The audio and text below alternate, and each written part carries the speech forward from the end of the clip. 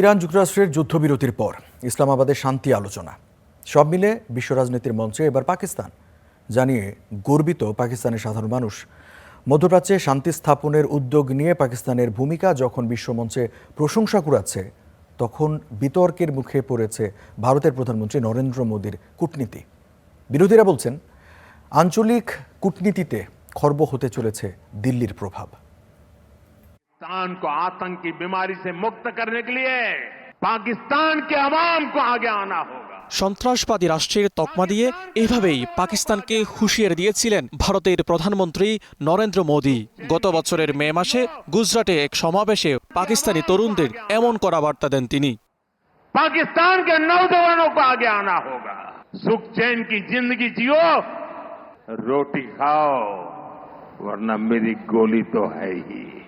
বিশ্বকে বিপর্যস্ত করে ফেলা মধ্যপ্রাচ্য যুদ্ধ থামাতে শান্তি আলোচনার ভেন্যু ইসলামাবাদ। যুক্তরাষ্ট্র ও ইরানের বহুল আলোচিত বৈঠক সফলভাবে আয়োজন করার সামর্থ্য দেখিয়েছে শেহবাজ শরীফ সরকার।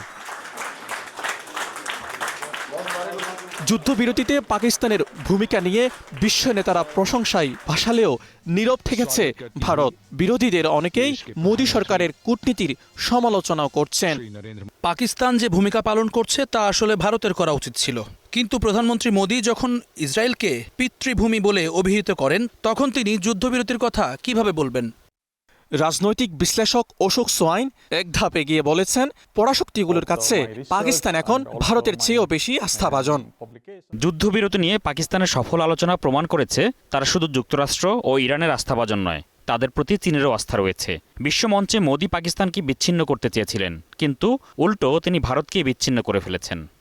ভারতীয় সাংবাদিক অঞ্জন সরকার সামাজিক মাধ্যমে বলেছেন, যুদ্ধ বন্ধ হলে লাভবান হবে ভারতও। তাই নয়াদিল্লির উচিত পাকিস্তানের ভূমিকার জন্য কৃতিত্ব দেয়া। ইসলামাবাদের এই আলোচনা মধ্যপ্রাচ্যের স্থিতিশীলতা সহ লাখো মানুষের জীবনের ওপর গুরুত্বপূর্ণ প্রভাব ফেলতে পারে। তবে দুঃখজনকভাবে কিছু ভারতীয় গণমাধ্যম এটিকে এখনও ক্রিকেট ম্যাচের মতো ভারত পাকিস্তান প্রতিদ্বন্দ্বিতার দৃষ্টিতে দেখছে। আসলে পররাষ্ট্রনীতির সাফল্য আসা উচিত নিজের কূটনৈতিক সক্ষমতা থেকে, অন্যের ব্যর্থতা উদযাপন থেকে নয়। আরেক ভারতীয় সাংবাদিক অঙ্কুর ভারদ্বাজও নয়াদিল্লির পররাষ্ট্রনীতির তীব্র সমালোচনা করেছেন। তুচ্ছ চিন্তা ভাবনা ও তিক্ততা দেখানোর বদলে আমাদের স্বীকার করা উচিত যে এই যুদ্ধবিরতিতে পাকিস্তান যে ভূমিকা পালন করেছে এবং কূটনীতিতে আমরা কোথায় ভুল করেছি আর কেন ভুল করেছি তা নিয়ে গভীরভাবে আত্মসমীক্ষা করা এবং ভাবা উচিত। যুদ্ধবন্ধে গুরুত্বপূর্ণ ভূমিকা রাখতে পেরে আন্তর্জাতিক মহলে শক্তিশালী অবস্থানের জানান দিতে পেরেছে পাকিস্তান। আর যুক্তরাষ্ট্র ইরান শান্তি আলোচনা সফল হলে আরও চাপের মুখে পড়বে মোদী সরকার।